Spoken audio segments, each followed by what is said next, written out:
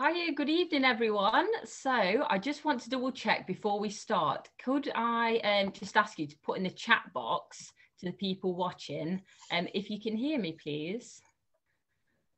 And we just hope this is working. This is the first time that we've done one of these Zoom webinars. Wonderful, thank you. Yes, everybody's here, great. Yeah. Okay, brilliant, thanks so much. So welcome to the webinar this evening. I'm Kate from Harrier. And I just wanted to say a big thank you to Dave Taylor, who's with us tonight to do the first session, which is going to be on fell running. So Dave is runner with Dark Peak Fell Runners. He's coach, mountain leader. He's done the 3 big rounds, so the Bob Graham, Paddy Buckley, and the Ramsey rounds. And he's also, he came first and second in the English and British Fell Champs 2015, and also won the OMM Mountain Marathon in the elite vet category as well. So quite a lot of stuff there for fell running. And this evening, we're just going to go over a few things that should be interesting in lockdown. So we're going to record the session. We're also going to have a Q&A at the end. So as we go along, it would be helpful if you could put your questions in the Q&A box as opposed to the chat box, because it just makes it a little bit easier for us to work through in the session. So thanks very much for joining, and I'll just pass over to Dave to give a bit of an intro on himself. Thanks, Dave. Thanks, Kate. Hi, everyone, welcome. I must just say, Kate's bigged me up a bit too much there, because the English and British Fell Championships that I won or came first and second, that was only for my age group. It wasn't for the absolute overall. So I'm only good for an old man. I'm not just good outright. So just for that one. But yeah, I'm a fell runner. Run for Dark Peak Fell Runners for probably nearly 20 years now, and it's a really good sport. And I'm going to just talk to you about it. So. We'll get onto that, but just before we start, we're just going to have a little poll. So Kate's going to put some questions up, a little poll. So if you can answer these, and then we'll get going. Great. Okay, so here's the first question. So you get to vote, and then we'll just collect the answers. So question 1, what type of runner do you mostly class yourself as at the moment? Road, trail, or fell? And this will just help us get a bit of a feel for who's online. Okay, so just give it a little bit more. So at the moment, it's looking mostly trail, a little bit of fell, and a little bit of road. So I'll just end that now, and I'll show the results. Okay, so I hope that you can see that on there. So we've got just 6% fell at the moment. So I've got a few people that have been doing it, 16% road and 78% trail. Okay, so next question, won't be a second. Right, which do you think is harder, trail running or fell running?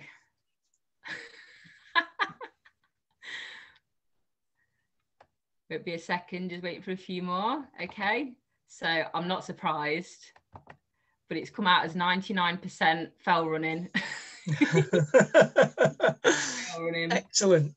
Okay, great. Okay, last question, and then this one just for a bit of fun, because we just wanted to know what you'd say. So who would you most like to go for a run with, Farah or Jess, Ennis?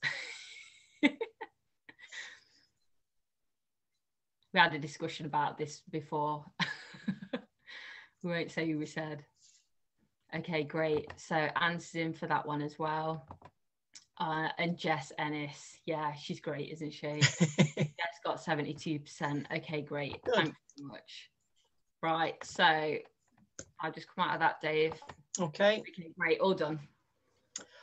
Right. So just give me a second. I'm just going to talk to you via a PowerPoint presentation, just show some slides, have a chat through.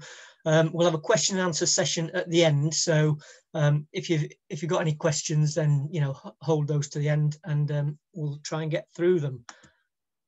So just let's have a look. Right, Kate, are we on screen? Can you see that?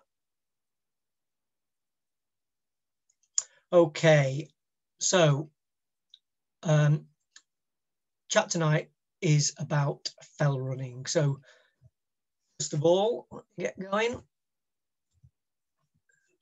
Fell running, what is it to start with? Fell running and trail running, is there any difference? So in that poll already, I've just asked a question. Most of you are trail runners, a few fell runners, some road runners, and a lot of you have got your own ideas about trail and fell running, which is harder. So bear that in mind. We're going to come onto that. So here's a picture of some recreational athletes taking part in a run. And here we've got some other athletes taking part in a run. Now, the screen that you've got on at the moment is a trail race, and that is a little fell run. So in terms of the question, which is harder? So you can see from the people there running down a nice grassy slope, they might have only run a short distance, whereas these people, you can probably see, I don't know if you can see the my mouse on the screen, but you can see the trail going off into the distance, coming up and over. So they've gone a huge distance over a mountain pass, and they're not running, are they? They're walking up that hill. So in terms of difficulty, just because it's a fell run doesn't necessarily mean that it's any easier than a trail run. Trail running, the main difference, trail running is usually just done on well-defined paths with way markers, so you're not going to get lost. You're on a good clear path, and there'll be arrows pointing the way if you're in a race. And if you're on a trail run, you're running on a trail and making your own decision as to where to go. Whereas on a fell race or fell running, usually it requires navigation, not always following a well-defined path. In fact, a lot of the Lake District or Welsh or Scottish races, some of the Peak District races, aren't even on a path at all. It's just across open countryside. And whereas on a trail race, everyone will go the same way, on a fell race, there's different route options. So you might have some people going one way, some people decide to go a different way. They might have their own ideas of which way they prefer to go. But it doesn't mean that the fell is any different, or sorry, is any more difficult. Quite a lot of crossover in the definitions between them, but in the fell racing calendar, a lot of the summer races, they might start and finish at a little country pub or a cricket ground where runners might go up the nearest hill, blast back down again, and it's all over and done within 5 miles. And, you know, 1 hour later, most people are in the beer garden having a shandy and having a laugh about the race. Whereas some trail races, you've got the Ultra Tour of Mont Blanc, for example, which is a massively difficult trail race. So, yeah, don't just think fell running, oh, that's hard. It isn't, it's not necessarily. And there's a lot of grey area between the two. If you do want to have a go at fell running, what do you need to get going? So what equipment do you need? Well, that depends if you are running or racing. It all depends on where you're going, what the weather's like, what time of year you're going. So there, that is a picture of me and my mate just in the background, and we are training for a race called the High Peak Marathon, which is a 42-mile overnight race in the Peak District in winter. So that's fell running, and you can see, you know, I've got massive mittens on and everything there. That is of three handsome men doing the Ennerdale Fell Race in summer. So it's one of the hardest races in the British calendar, certainly one of the longest. But you can see the guys at the front there, John, he's got hardly anything on. So comparison, what do you need? It depends, doesn't it? If you want to enter a fell race, then the races are sort of overseen by the Fell Runners Association, and there's a certain amount of kit that you have to take with you. Even in summer, even in the best weather, there's still a mandatory kit list. That will include waterproof, so you need on bottoms, a waterproof jacket that goes over your head. It has to have a hood with it. And gloves, map, compass, and whistle. And some races, not all of them, some races, emergency food. So that there is a picture of mandatory kit, and you put all that into a bum bag or a race vest.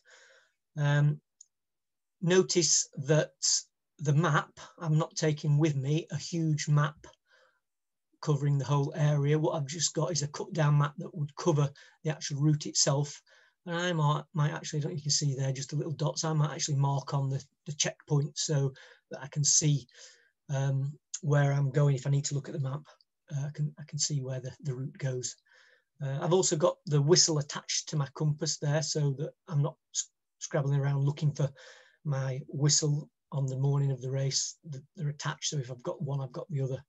And then very lightweight waterproofs on the right hand side, and a little bit of food, and all that will fit into a bum bag. So I'll just go back to photo there. You can see from all that just goes into a little bit of a bum bag, or a small bum bag there. I've got quite a large bum bag there because I've got a litre of juice in that as well. So that's what you need in terms of doing a race. Obviously, if you want to go out for a run, then you don't need to take all of that. Just take what you think is sensible. The most important piece of equipment, though, for anything, whether you're running or racing, is undoubtedly shoes. So for trail running, and certainly some fell races, some tame fell races in the middle of summer, you could probably get away with a road shoe. But if you're wanting to go on some of the harder, more rugged ground, or certainly this time of year, you need shoes with a good grip. So there's a good selection of shoes there, and it's all right to have more than one pair. So yeah, I've probably got about five or even 6 pairs on the go at the moment, just rotating them around depending on if I'm running on the hard pack trail or bogs or that kind of thing. And I tend to have shoes for racing that I just save for racing, and then shoes for training that I would use for that. I often get asked advice on shoes, which are the best shoes, and it's something I'm kind of reluctant to give advice on because everybody has their own individual foot shape, and everyone has their own individual way that they run, whether they land on the mid-foot, forefoot, heel, how heavy they are, that kind of thing. So what works for me won't necessarily work for somebody else. So I can tell you what I like and what shoes I would buy if I was buying another pair, but it doesn't mean to say that you should go out and get those. And the best thing to do is to try them on. Yeah, just because they fit me doesn't mean they'll fit you.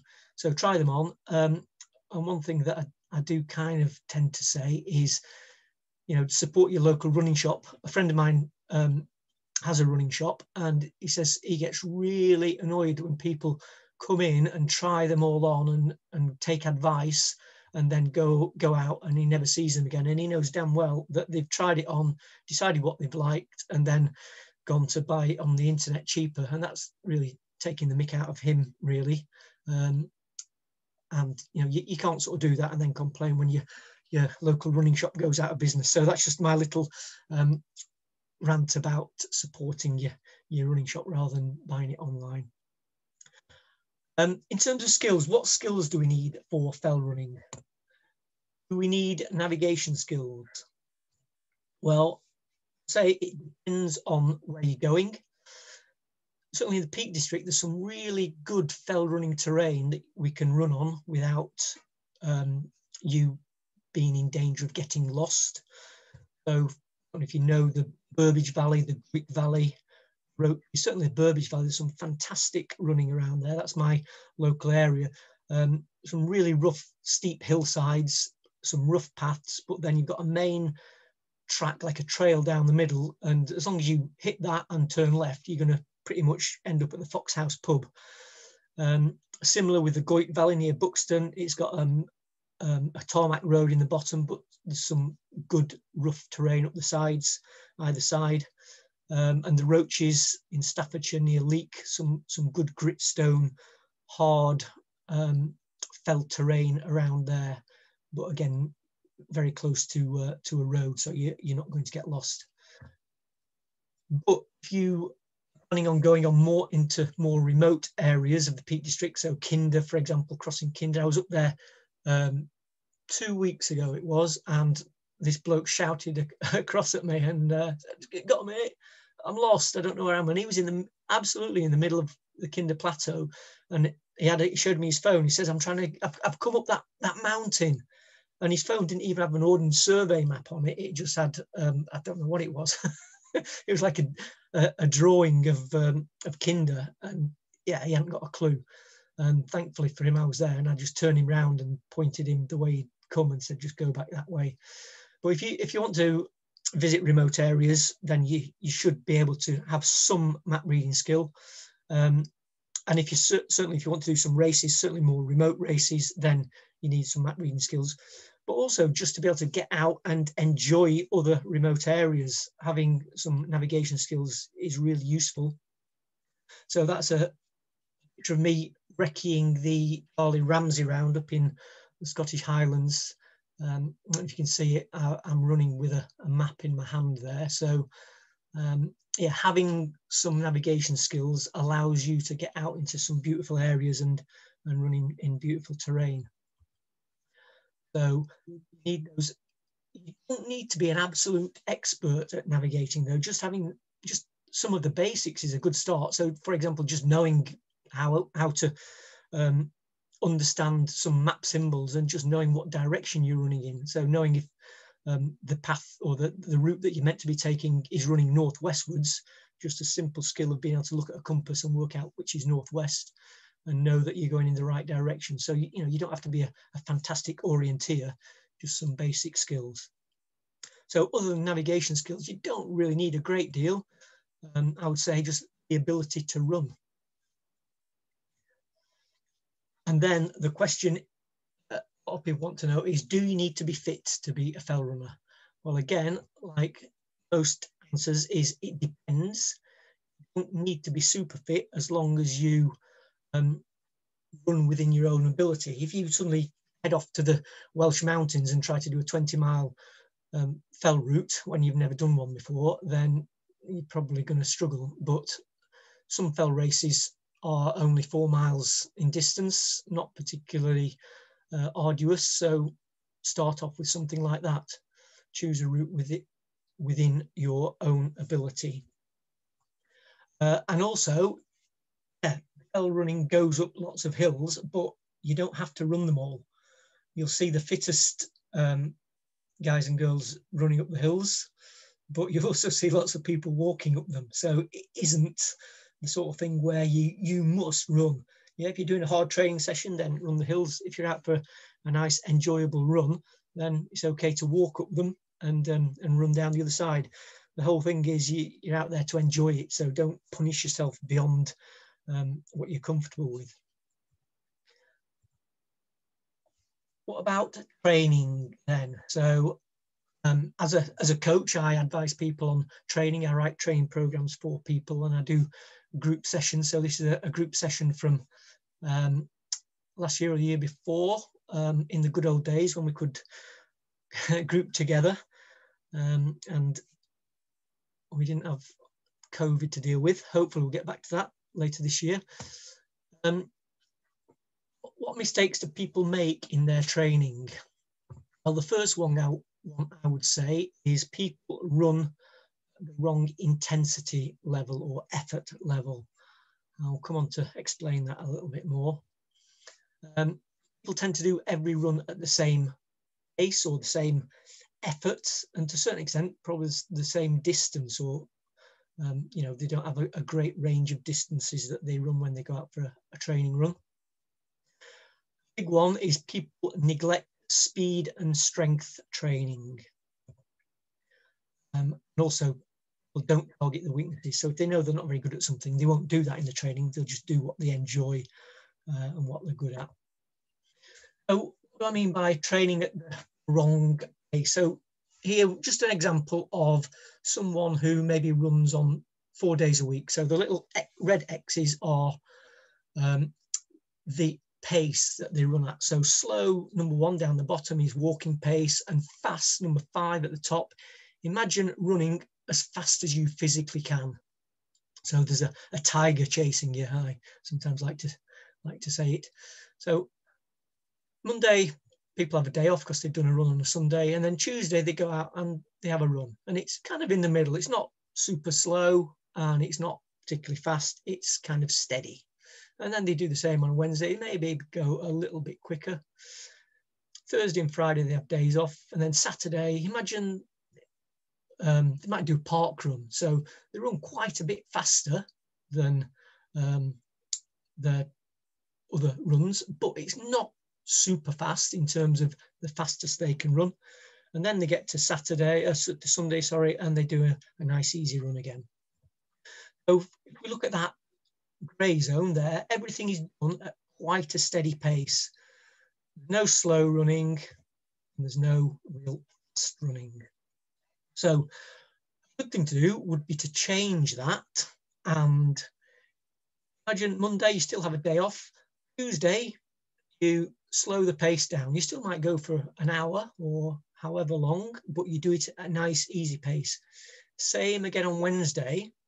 And then when you get to Thursday, because that you've slowed those down a little bit, those 2 previous runs, you're not feeling too fatigued.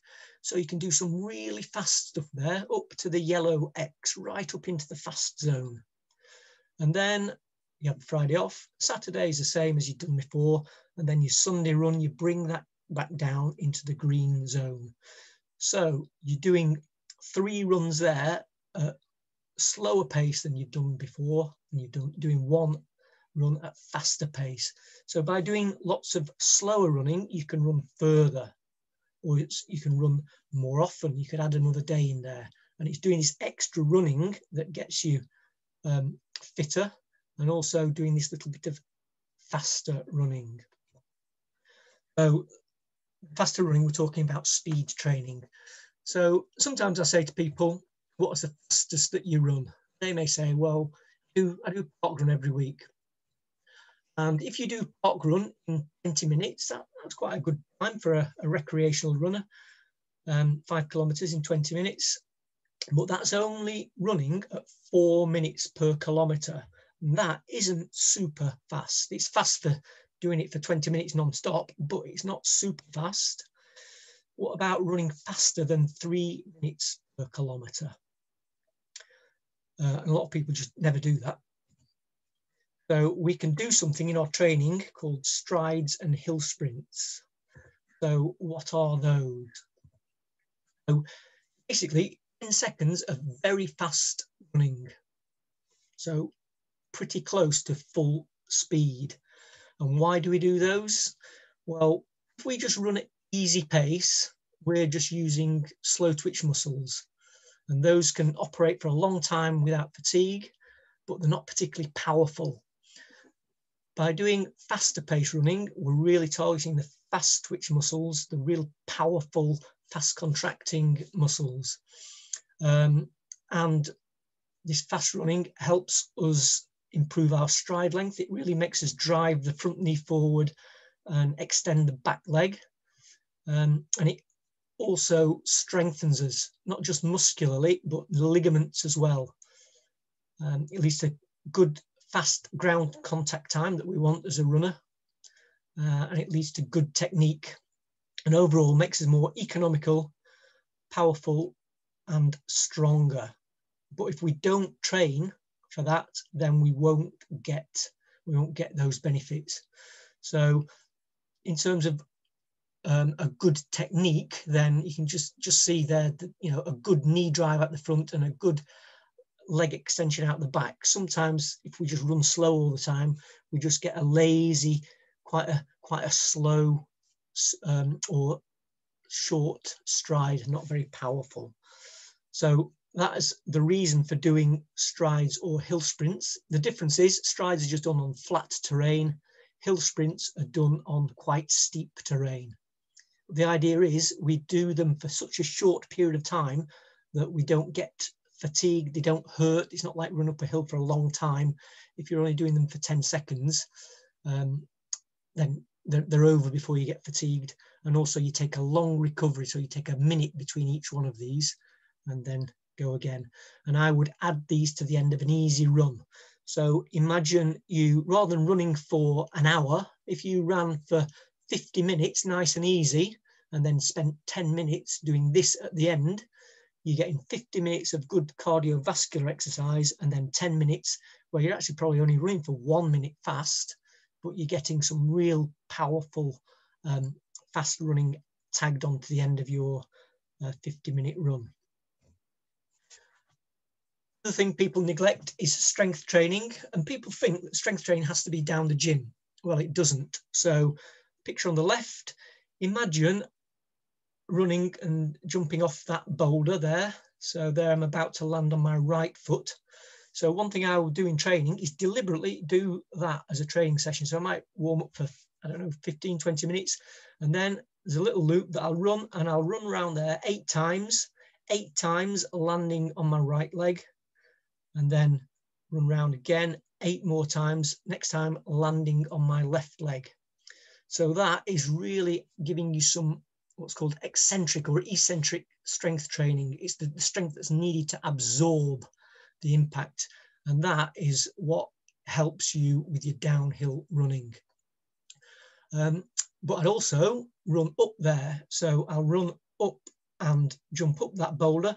And again, 8 times going up, leading with my left leg, and then 8 times up, leading up with my right leg. I'll also do some step up. So stepping up with my right leg, stepping up with my left leg. Might do 6 on one leg, 6 on the other.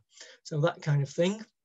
And then that's a couple of runners that I've been doing some coaching sessions with a couple of years ago. And they were just using natural environment. So they're doing split squats just on a log that we found. So you don't have to go down the gym. You could be doing that at home with your foot on a chair or a settee, just using some body weight. And you could add weight to that by just holding bags of heavy things if you didn't have any weights, or maybe a lightly weighted rucksack. So strength training, really important.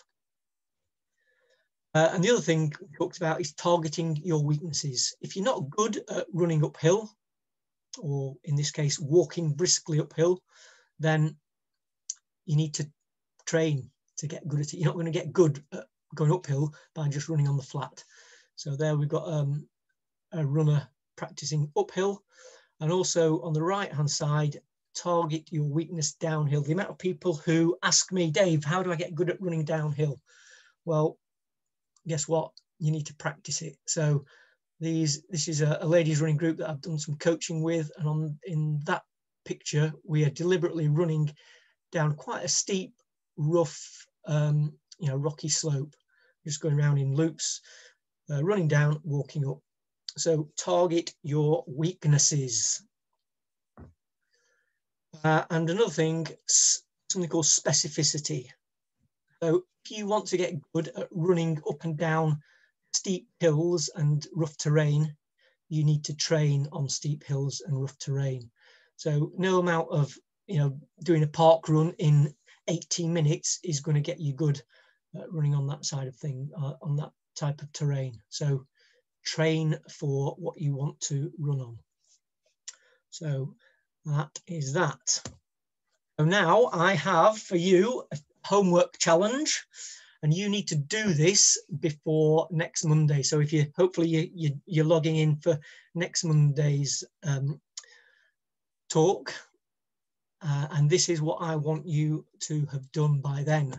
So the first thing is just do 6 lots of 10 seconds strides at the end of a run.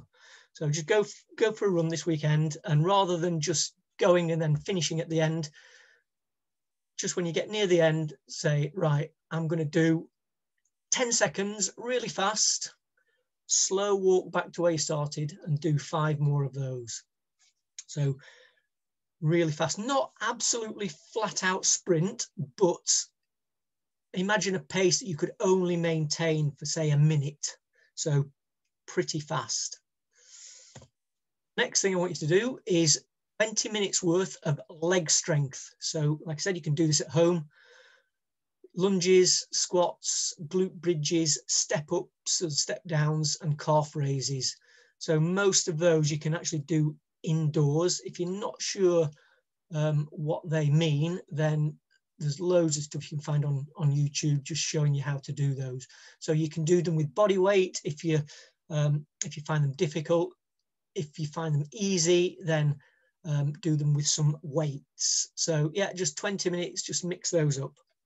And then the final thing is to do something that you are not good at. So if you know I'm rubbish on the downhills, then deliberately go out and do a run where you seek out some downhill terrain and run down it. And it might be that you run down it and then you jog back up, and you run down it and you jog back up, and you do that sort of 3 or 4 times. So work on your weaknesses. So that is the end of the presentation. Things I've touched on there, I do navigation training, I do coaching. So if you want to improve your navigation, I've got some online sessions. So check on my website, which is there, Fellow Running Guide.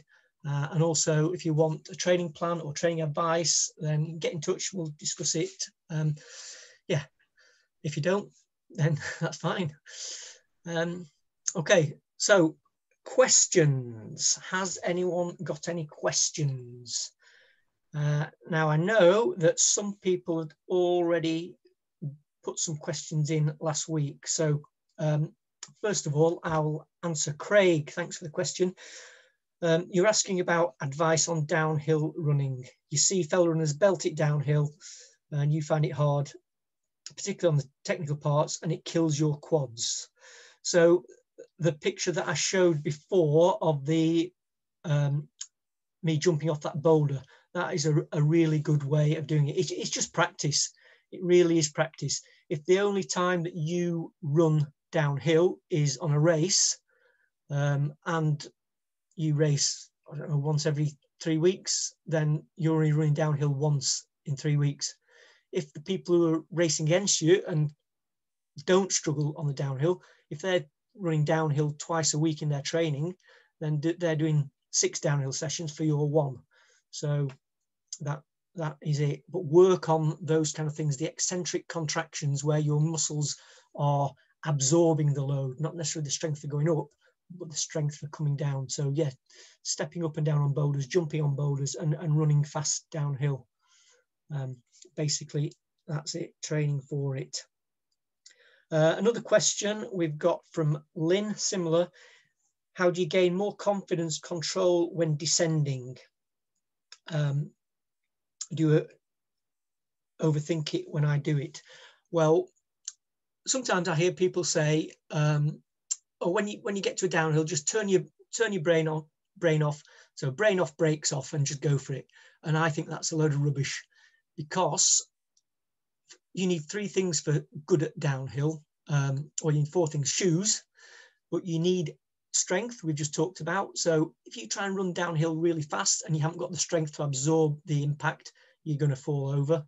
And you need the skill as well. So by skill, what I mean is the ability to read the ground, fast movement patterns, so agility, coordination, fast on your feet, and you only get that with practice. So you can't just say to somebody, run fast down there, just relax and run down. So again, training. So like the slide with those lady runners running down that steep slope, just practice it. And it's like anything. If I want to learn how to play the guitar but don't really practice much, I'm not going to be very good at playing the guitar. So just practice twice a week in your training, at least running downhill on technical ground. And in a year's time, just think of all those downhill sections that you ran, you'll be better. Debbie asks, what's the best app or website to use for map building? I presume that means map, planning a route or using maps. Well, I would say the Ordnance Survey, you can subscribe to the Ordnance Survey, subscribe to Ordnance Survey, and you can get all the maps on your phone and on your computer as well. So you can plan routes, and you can sort of plan a route on your computer and then download it to your watch if you need, or to your phone. You can go for a run, record it on your watch, and then upload it to the Ordnance Survey mapping and see exactly where you've been and that kind of stuff. I would say just don't rely on the Ordnance Survey on your phone, because certainly winter and you get cold weather and your phone battery dies. So use it alongside a paper map. Take a paper map with you. But yeah, Ordnance Survey is a good mapping source. And then Claire asks, what would you recommend the minimum ability level would be to join a club like Dark Peak Fell Runners? So I'm in Dark Peak, and a lot of time people think, oh yeah, they're really good, aren't they? They've got some brilliant runners. Well, we have got some really good runners. We've got some, sort of championship winners, but we've also got some runners who are just, they're just in it for the social side of things. They never race. They just go out for a bit of a jaunt, and they like to go to the pub and talk about running. So it's not just an elite club. It's difficult to say what level is needed, because it depends on what your skill set is. But I know when they do the training runs on a Wednesday night, and they have a couple of groups, so there's a fast group and a slow group. I generally tend to think if you can do a 10K in an hour, so that's 60 minutes for a 10K, so 6 minutes per kilometre on the flat, on good terrain. I'm not talking about going up hills or on rough ground. That's probably a good kind of level to be at. Have I got any recommendations which races or routes would be good for a beginner? Yes, like I talked about the summer fell races that start and finish at a pub. So I know close to Sheffield, the Totley race series, a lot of those start and finish at the Cricket Inn, and they're probably 5 or 6 miles. So those are good ones to start with. You don't need to know how to navigate, very friendly. So yeah, look in the Fell Runners calendar, Fell Runners Association calendar, and they tell you distance, difficulty, and whether you need navigation skills. So choose a short, easy one, and then take it from there. Any good preparation tips in readiness for trying fell running? Just go out and try. So just imagine going for a walk, but running it. So get on footpaths, and then once you get out onto the higher terrain, you don't need to stick on footpaths. You can just go where you want. But yeah, start easy, and if you found that a bit easy, then next time you go out, go a little bit further or a little bit steeper, and do that. So thanks for those questions. Kate, have you got any more? Because that's the ones that you'd sent me. There was just one more before we go to the ones on the panel, if that's okay. Yep. It's from Ben, and oh gosh, I've just put it away now. He's basically saying, so Ben's used to road running, sort of 5, 10, 15 Ks. Could he go straight into a fell race that was that distance, or would you say it's better to do something a little bit shorter and sort of work up? Yeah, obviously depends on fitness levels. So the one thing about the difference between road and fell and trail and fell is the roughness and the ascent and descent. So you can't look at say a 10K race, road race, or even sort of a flat trail race and say, oh, that's going to take the same amount of time. But at those distances, I would say that 10K, you'd probably be able to go to a 10K fell race. I think the longer distances, so imagine someone saying, oh, I've done a road marathon, so would I be able to do a 26-mile fell race? Then no. The longer the distance, the harder it's going to be. But on 5 and 10K, then I'd say, yeah, definitely, you should be able to just transfer over. Okay, great. Thank you. No, that was it from me. Okay.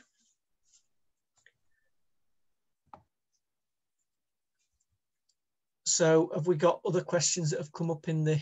Oh yeah, there's quite a few. Can you see the Q&A box if you... right, okay. Let me let's have a look. Right, okay. Someone says they like the homework. Good, good. Right. How would I recommend the best train for fell running when you live in an urban area? Good question. One is explore. So even in urban areas, you might have parks or little areas of woodland and things like that. So you might have to try for that. And it might mean that you concentrate your running in a small area and do little reps of your park or your woods. It obviously is going to be really difficult if you're living in a big city, but you just need to be a bit adventurous and try and explore and find places, and just run repeats on the same kind of thing, I think. Other than that, make a weekend of it when we're allowed to travel. Go back to that again. Just look on the map and find the closest place to you that offers some type of fell terrain and go to that. Plan your holidays around, that's what I do, plan my holidays around knowing that there's going to be somewhere exciting to run. So you just have to be a bit imaginative really on that. Other ones, what have we got? What advice can you give us in lockdown? Yeah, can't get through the hills. You only have local mounds. Yeah, again, just repetitive running reps over the bits that you've got. Really, it's very frustrating if you can't get out. Just got to do what you've got close. Rachel Shaw saying, regarding shoes, you're getting overwhelmed with the Innovate website. So is it worth having a few different pairs than a good all-rounder? Yes, definitely. Like I said in the talk, I've got next to the back door, I've got 5 or 6 dirty pairs of shoes. So yeah, get a few pairs. Do you use poles for running? Are there rules about poles in races? Yes, there's definitely rules about poles in races. In fell races, they're not allowed. Just because of the close packed nature and some of the really steep climbs, you're actually sometimes going up hands and knees. Is that right? Yeah, you're grabbing at the hillside with your hands and pulling yourself up. And you can imagine if someone was immediately ahead of you with poles, it'd stick you in the eye. So they're definitely not used in fell racing. I know some people use them for things like the Bob Graham round. That is up to individuals. I've never used them, to be honest. I just prefer using kind of leg strength. Just because, one thing, I find them a faff. So imagine that you're running with poles and you're trying to use a map and compass and you're trying to feed yourself and you're trying to put your gloves on or that kind of thing. I just find too much of a faff. So I've not used them, but up to individuals. But certainly in fell races, not allowed. Dave, I just want, could you stop sharing your screen? Oh, sorry. No, it's all right. I forgot myself as well. Thank you. Oh, right. There we go. Yeah. Okay. Best way to find routes. Yeah, it depends on where you live. You can just check the OMM survey map. You can go on the Fell Runners Association website and see where all the races are and then go to those. Routes in my local area, I live in Sheffield, so I'm kind of blessed with things on the doorstep. But when I first came here, I just went and explored, just got out there and thought, oh, I wonder where that goes. So yeah, do that. Right, any benefits doing short hill sprints versus longer hill reps? Yeah, so the short sprints that I talked about in the presentation are just pure power. It's what we call a neuromuscular stimulus. So it's just absolute sort of pure strength and power. It's not a cardiovascular training benefit. The longer hill reps are for the heart and lungs, the cardiovascular system. So you do longer hill reps. For long hill reps, I do anything from a minute upwards, so 1 minute or 2 minutes up to maybe 5 minutes, or longer, not quite as hard reps that might go on for over 10 minutes. So yeah, there's a different benefit in each of those. you'd think looking at them hill sprints, you think, oh, crikey, they're going to be hard because it's fast. But if you only do it for 10 seconds, the pain doesn't kick in. If you're running uphill pretty much as hard as you can for 2 minutes, then those are the ones that really are uncomfortable. So yeah, do a bit of everything. Okay, what else we got? Keri, what advice can you give us in lockdown? Oh, we've done that one. I need to scroll down, I think. Look.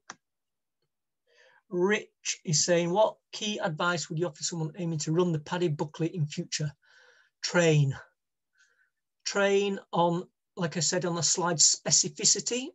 So if you want to get good at running in the mountains for a long period of time, then you need to train running in the mountains for a long period of time.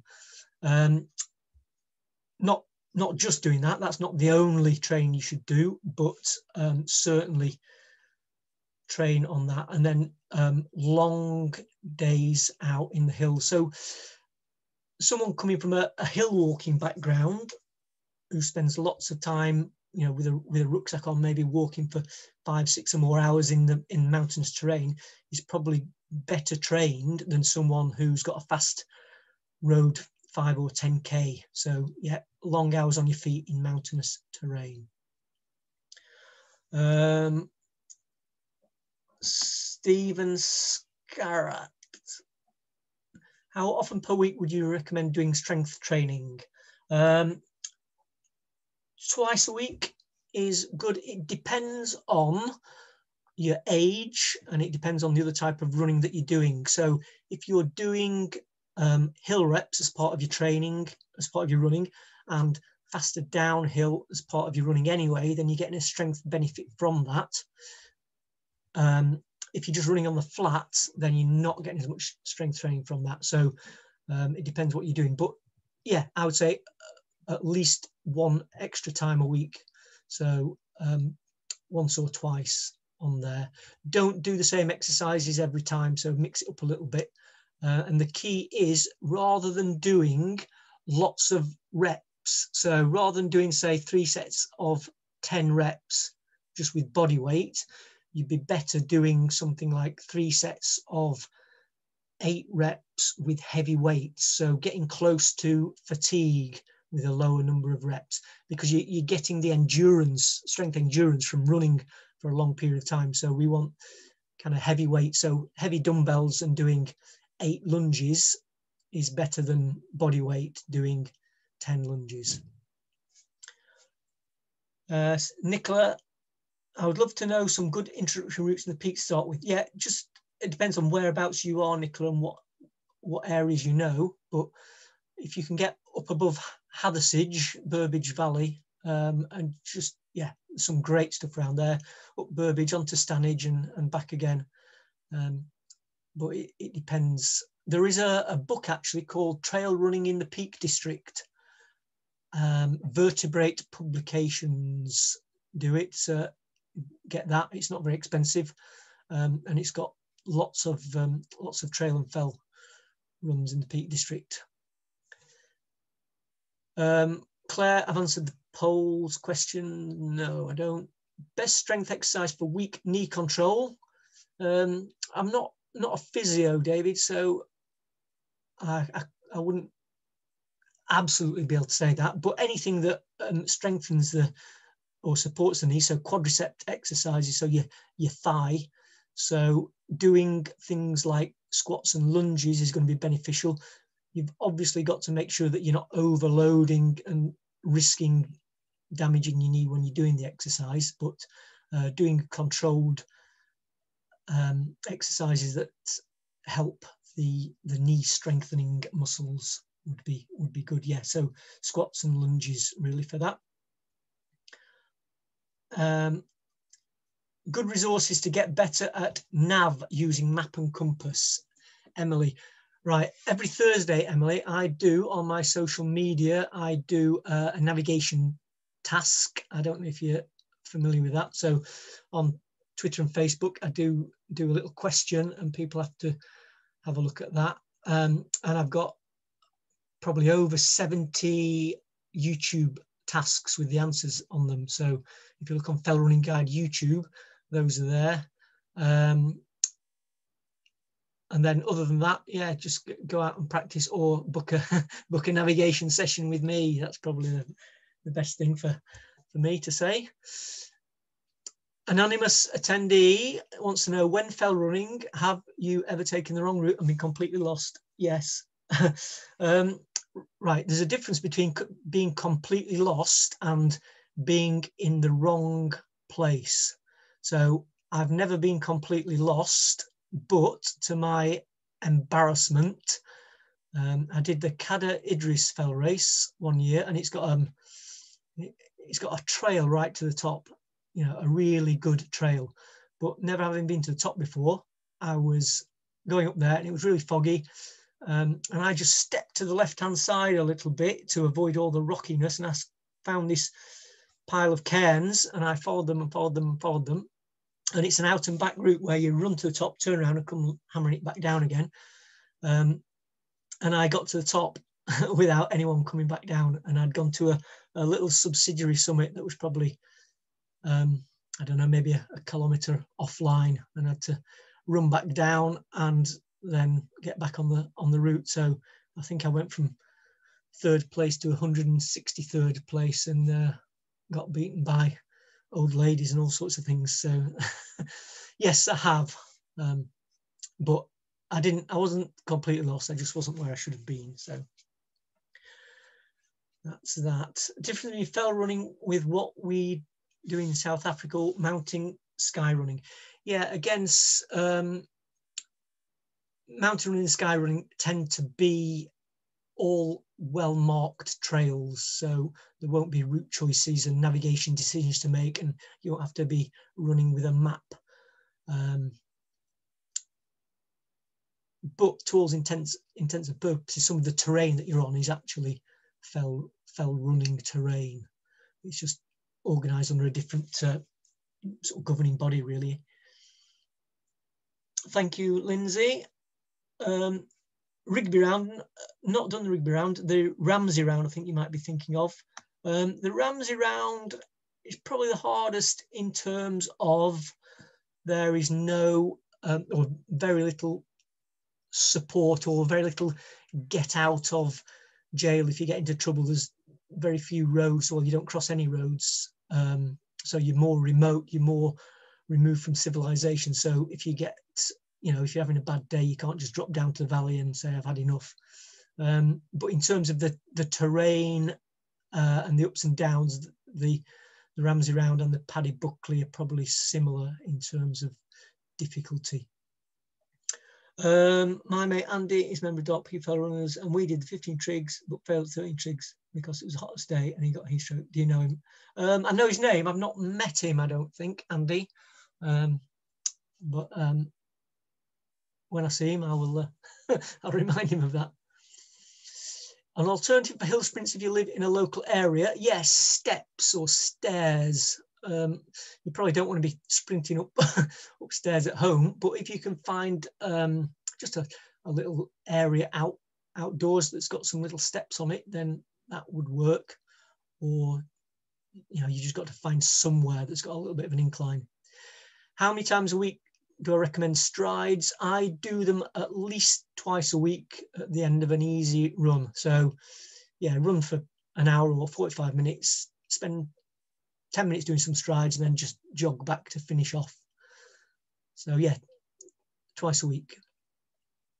If you want to practice hills but you can't get to any proper side hills, is there any benefit to running, say, 20 times up and down a 40-meter hill, or even doing 200 times up and down the stairs? Well done, Chris, if you've done that. Yes. Yeah, there is benefit to doing it. It's not ideal, but it's certainly, you're going to get more benefit from that than you are from not doing it at all. So just kind of do what you can. Yeah, Jenny, similar one. Flat area, need to practice hills. What can I do? Yeah, find some at the weekend if you can, or just explore your local area. It's surprising, you might be able to find just little hills. I know people who've done hills over flyovers over, you know, a local dual carriageway and things like that, and just steeply up one side, along, down the other, and back and forth, back and forth. Very monotonous and repetitive, but it is a hill if you've got that. If you haven't got hills, you can still do the strength work. So you can still get a chair and step up onto it numerous times and step down off it numerous times. Certainly that stepping down off something is that eccentric muscle strength that we talked about. So that will help for the downhills. Samantha, 22-mile run in the Lake District with 4 cents total climb. Well done. I don't know if that's a question or a statement. What best way to train, distance or hills or a mix? Oh, is that subsidiary? Yeah, everything. If you've got a 22-mile run, then just training by doing 5-mile runs won't get you ready for the distance. And likewise, the 4,000 feet of climb, you won't be able to train for that by not doing the ascent. So do both. You don't need to combine the training in the same runs. So sometimes I will do long runs on, well, there isn't any flat terrain really around me in Sheffield, but I deliberately won't target the hills. So I'll do a long run with not very much climb, and then I might do long climbs in a shorter run, if you see what I mean. So I might only do a 10-mile run, but with lots of ascent packed into it. And then I might also do things like a long run and then add some climbs towards the end of it. So maybe run for 2 hours and then do some climbs at the end, or towards the end of your 2-hour run. So you're already getting some fatigue in the legs and then adding the hills. Do you build stretching into your training? How much? No, I don't do any stretching. So I don't do any static stretching. There's not a lot of evidence to say that static stretching is particularly beneficial. So I do some dynamic stretching before racing or before a faster run. But no, it's not. I think stretching is something that it just got passed down from generation to generation, that, yeah, you do this before you go for a run. And the reasons why we do it, well, we do it because we've always been told that we need to do it. And in terms of any benefit, there isn't any. Now, if you just go to a race and you're on the start line and you don't do anything and then you set off at top speed, then you're probably going to stretch or pull a muscle. So you need to warm up, but that warming up shouldn't include static stretching. So by dynamic stretching, I mean things like skipping, sort of leg swings. You might do some walking hamstring stretches where you're not holding the stretching in one static position. You're stretching whilst moving. But I find that before a race, then just skips and a bit of sideways running and jogging and then doing some strides is all I need. And afterwards, no, there's a difference between, people say, oh, my muscles feel tight. Well, there's a difference between your muscles being tight and your muscles being slightly sore from the exercise that you've done. So yeah, we don't need stretchy, floppy muscles. Think of a spring. A taut spring has got more power than a loose, sloppy spring, and we want our muscles to be taut and giving us lots of bounce, so we don't really want to stretch too much. So that's the answer to that. It's my answer. Protecting knees on the downhill, well, it's to do with strength. If your quad muscles, your thigh muscles are strong enough to absorb the impact, then they will absorb the impact and your knees won't feel it as much. So strengthening. So it might be that you're doing strengthening where you're actually doing those step downs rather than hammering downhill on the run. So yeah, work on strength for that one. Would you add any balance type exercises, standing on one foot, etc.? And be best doing this when on trails and fells. I don't necessarily do that. I would advocate running on that rough terrain. If you're running on rough, uneven ground, then you're getting what we call the proprioception, your body reacting to your foot twisting slightly and you being out of balance. So you don't really need to replicate balance exercises if you're running on uneven ground.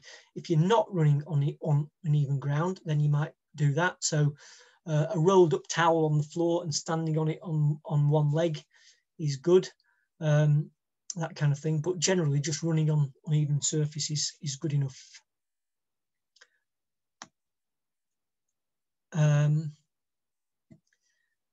Which watch would you suggest?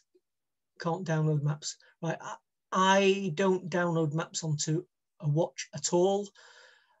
I don't really like it. The screen is so small that you don't really, it's very hard to see. I'd rather have a paper map and just a watch. If you've got a Garmin 235 and you'd be able to have a lap function on that, which will tell you lap distance. So a good thing to do is know where you start, set your watch going, have a map with you as well, and mark a little point on the map. And if it's say 3 kilometers, look at your watch, and when it says you've done 3 kilometers, then you're there. So I don't particularly use maps on a watch. If you did use that, or you did definitely want one. I think the newer Garmin's, the Garmin Fenix 6, I think it is, has got maps on it, but they're very expensive. But yeah, that's up to you.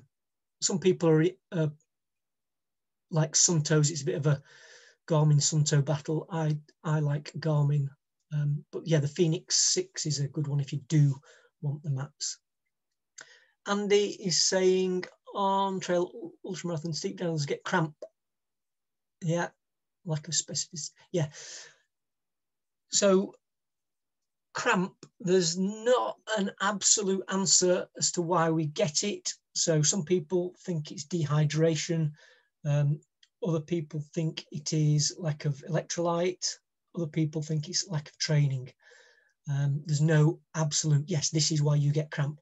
But basically, if you look at people, the people who tend to get cramp tend to be the people who maybe aren't as fit or going slow. I'm not saying that fit people don't get cramp. So it's just doing enough training that you strengthen your muscles and you get used to that exercise. So it's a bit strange that you get it in that particular muscle, but yeah, training, I would say. But there's nothing wrong with hydrating and making sure you've got a bit of an electrolyte in your drink as well.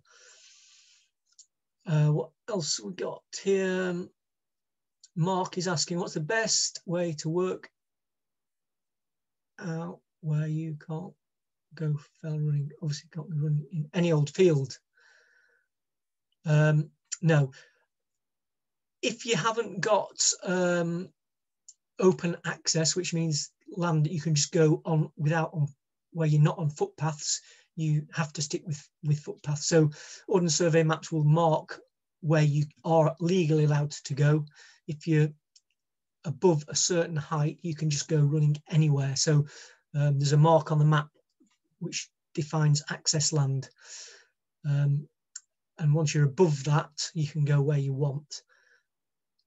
But other than that, yeah, stick to footpaths, go to the local park, go in the woods, anything like that. Rob wants to know energy for trail and fell runs over 10 kilometers. Generally 90 minutes worth of training you can get away without taking any fuel. Your body's got enough carbohydrate stores to probably run for an hour and a half.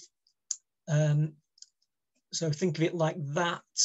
Other than that, it depends. If I'm racing, shortish races, as in races that are less than maybe 3 or 4 hours, but longer than 90 minutes, I would use gels. Just don't like them particularly, but they're just easy to open and consume whilst you're running.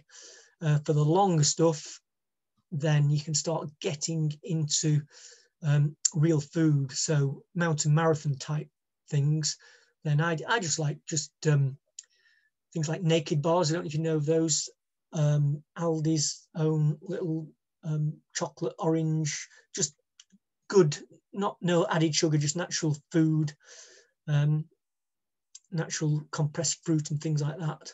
But I think the thing is finding what works for you. There's no absolute, you can spend money on specially designed sports nutrition, but there's plenty of other things that do the job. I know when I've done long stuff like mountain marathons and the Bob Graham round, things like that, I've mixed up a few gels, but mainly sort of real food, really. Colin wants to know, do I have a different style warm up before fell runs? Not before runs, because runs I'll just start at an easy pace. Even if I'm doing some hard training, I'll probably do 10 or 15 minutes easy running before I do the harder stuff.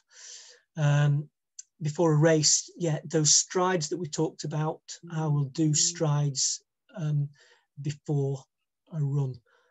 But even if I'm doing just faster paced stuff, I think if you start running, do some faster running than the run that you're going to be doing when you start the run, if that makes sense. So let's just imagine you're doing something even like park run. If you were going to start running park run at 4 minutes per kilometre pace, then in your warm up, you should have been doing some running at, quite a bit faster than that. So once you get going, you're already used to doing that pace. Did you have a chance to run the trails in Llangollen? No, we didn't actually do the training in Llangollen with those ladies. We went to, I can't even remember where it was now. It was a bit further out. I can't remember that, Nick, sorry. I'll be turning 50, Mark says. Anything I shouldn't do? Yeah, it does take longer to recover. So as we get older, we maintain our aerobic fitness and we start to lose the strength.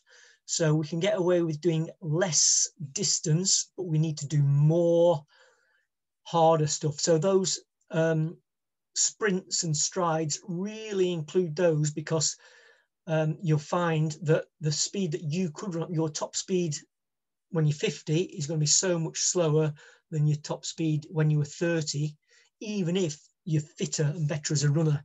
So it's not necessarily stuff that you shouldn't do, it's more stuff that you should do. So heavy strength work and fast-paced running, and maybe cut back on some of those longer runs. Really, Mark, it depends on your background as well and how long you've been running. But yeah, strength and speed. David wants to know food recommendations. Yeah, which aren't gels or sweet things. Yeah, find what works for you. It all depends on, can you carry them with you? So, if you're doing a fast race, then you're not wanting things that are quite difficult to eat. But, even for some of the ultra distance things, and potatoes, boiled potatoes with butter and a bit of salt on. I know I've used those for on the Ramsey round, I think, or something like that.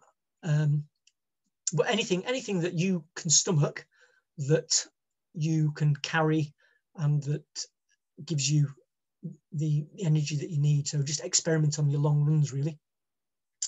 Tim wants to know, have I done multi-day events? Only mountain marathons. I've not done multi-day events. So I can't tell you what it would feel like to be on day 4 of the Dragon's Back. I know what people look like on day 4 of the Dragon's Back. Again, it goes back to training specificity. So long days, so back-to-back days. So getting out into the Welsh mountains and maybe spending 2 5-hour days and then going out for a run on the 3rd day, getting even a long run that day. Obviously, you're not going to be running all the time, so doing it at Dragon's Back pace. But yeah, spending lots of time in the hills on the specific terrain, carrying the kit that you would be using on the Dragon's Back, eating the food that you'd be using on the Dragon's Back, and yeah, just spend that time out there. Okay, running jackets. Do you use windproof and waterproof? Do you prefer smock or a jacket? I'm kind of quite lucky that I get sent jackets to test and play with. So I've got quite a good variety. And smock or a jacket, it's either or. Smock is all right until you want to try and take it off and it gets stuck over your head and all that kind of thing. So don't really mind. The good thing with a jacket is if you're starting to overheat, but you don't want to take it off, you can unzip it completely and vent some heat. But yeah, don't know. I wouldn't say I've got one preference over the other. I like a variety of them. So the OMM Mountain is one that I use quite a lot, and I like that. I wouldn't say it's any more waterproof than this, but I think it's quite a lot more robust. So certainly if you're running with a jacket, not a jacket, a race vest over the top, it's a bit more durable. So you know, if you're spending over 100 quid on a jacket, you don't want something that's going to rub away with a vest or a rucksack on it. So try that. But yeah, it's horses for course. You can go on any forum and someone will say, oh yeah, I've got this jacket, it's brilliant. Another person will say, I have that and it leaks. So yeah, it's finding something that works for you on that. Jenny is training for 50 miler across Dorset, mixed terrain, running Saturday, Sunday, Monday, Tuesday, Thursday. Think maybe running 4 days in a row might get tough. Running versus rest days. Yeah. Again, it depends on your background and your experience. I personally don't like rest days, so I might run 7 days a week straight for, you know, a month or 6 weeks. But some of those days are really easy, 30-minute, easy jog on flat terrain. So going back to the slides that I talked about, that green zone, that fast on the end of maybe too easy. So I'd be looking at, you can get away with Saturday, Sunday, Monday, Tuesday, if that Monday is really easy. If you're doing Saturday fairly hard, Sunday for long run, Monday fairly hard, then Tuesday speed, then that might be overdoing it a bit. So just have a mix up of, I would always follow your most fatiguing run with an easy day or a rest day. So if your Sunday is a long run, then that Monday run needs to be really easy or a rest day. And same with Tuesday, the day after needs to be easy or rest. But just mix it up. Don't do same week after week after week, month after month. So don't run Saturday, Sunday, Monday, Tuesday, Thursday, week in, week out. Mix it up a little bit. Key to losing Christmas weight, is diet more important than exercise? It's a balance. So generally weight is, imagine a seesaw, and on one side you've got energy expended by exercising, and on the other side you've got weight by calories consumed. You need to balance. So the more exercise you do, the more weight you'll lose in terms of burning those calories. But if you eat less as well, then that's going to help. So do both, I would say. A good diet and exercise, but we should really have a good diet all year round anyway, not just dieting. It should be a healthy diet, but obviously Christmas is a bit of an exception. Anything else? Jules wants to know, I tend to mostly run alone. My biggest worry is getting stuck in a bog and I can't get out. Yeah, depends where you run, Jules. You're obviously getting out into some pretty remote terrain there, or very boggy. So either run with a partner who can get you out, or avoid the worst of the terrain. You know, there's plenty of places we can go without getting right into the bogs. So just be a bit sensible about where you're heading for if you're out on your own. Lindsay, many thanks. Helpful, much appreciated. You're welcome. Is that it? Any more? I think there was just a couple quickly. So there's one from Rich that says, what advice would you offer for somebody who wants to run the Paddy Buckley in the future? Yeah, training.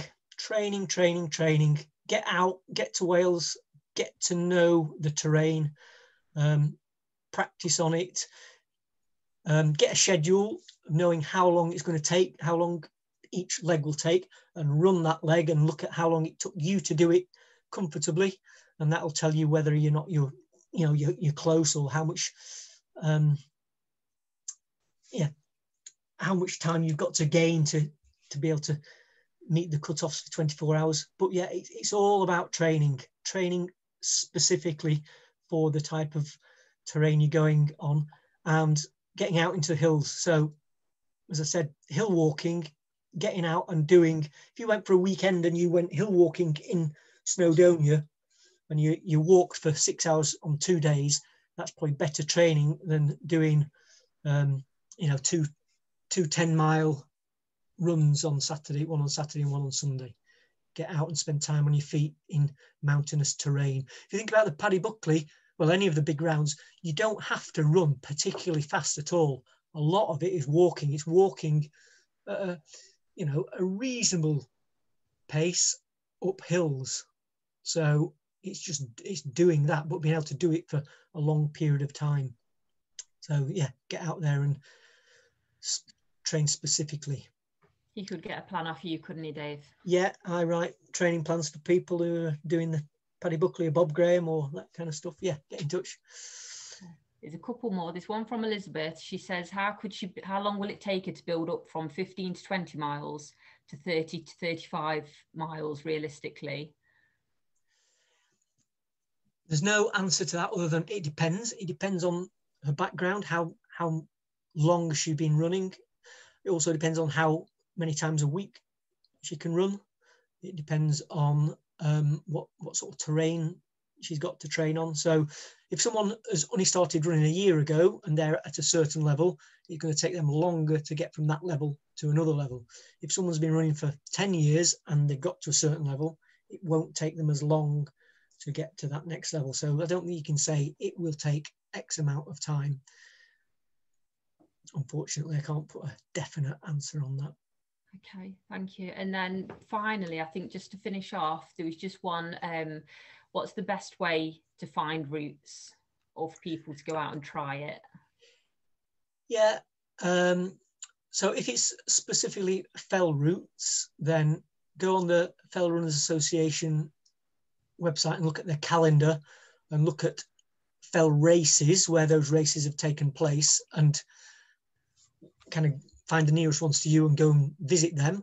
Or yeah, if you've got, I suppose it does to a certain extent depend if you've got some map skills, but just get a Northern Survey map and go out to your local area or close to you and just explore, just go running in the hills. As long as you're not going like way off that you can't find your way back, if you think about it, you can always just turn around and retrace your steps on the way back. But yeah, just go and explore. All right, I've got a couple on here. Ewan is just saying, a map indicates the presence of mine shafts. What would you advise running that area? Particularly Yorkshire Dales, Mountains, Pen-y-Ghent. Yeah, I mean, usually those mine shafts, if they are dangerous, then they're probably going to be, well, not always fenced off. If you're sticking on paths and trails, then any ones that are immediately in the vicinity of that path would be fenced off. But in the daylight, I think you've still got to be pretty unlucky to fall down a mine shaft in daylight. I wouldn't do it at night, but yeah, I'm not saying don't worry about it, but I think you'd have to be pretty unlucky to fall down a hole. I know I've been running those areas and you see something, you can go and look down a hole, but yeah, it's like falling off the end of a cliff. If you see it's there, you just don't get too close to the end or to the edge. I just, after people have probably worked it out by now, but just apologies to people because I've not been looking into the lens. I've been asking these because they're written on my screen there, so I've not been ignorant. Anything else? I think that's it. Gosh, there's a lot. That's great. Okay, well, thanks everyone for asking. There's nothing worse than saying anyone got any questions. It's just deathly silence and everyone's tuned out. So yeah, hope it was useful. And just, yeah, get in touch via my website or my Facebook or Twitter if you want any more information or help with anything. Yeah, it's brilliant. Thanks, Dave. Then you've got your weekly navigation sessions. Yeah, Thursday, look on my Facebook or Twitter. I post a question, a navigation question, and then answer in the evening. The actual answer, to get the detailed answer, then it's for Patreon subscribers. But if other people are answering the question in the Twitter feed or in the Facebook feed, then the correct answers will often come up in that anyway. And then although the answer is particularly for my Patreons, that's the way to say it, Patreons, I then release them on Facebook, on YouTube a month later, so you can look at some of the backdated ones and get the answer.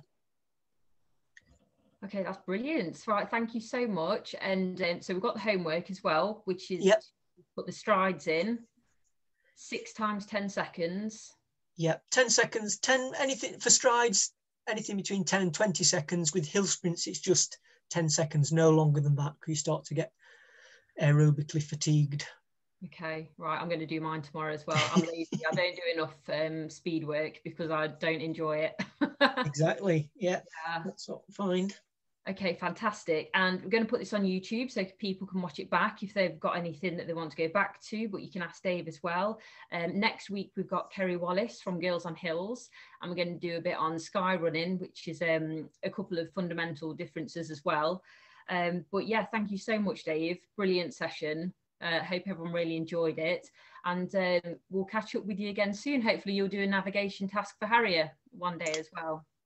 Yeah, well, did a couple weeks ago, didn't we? And people seem to engage in those. So yeah, happy to do one of those. Okay, brilliant. All right, well, thanks so much, everyone. Good night, and we'll catch up with you all again soon. Yeah, thanks for watching. Bye.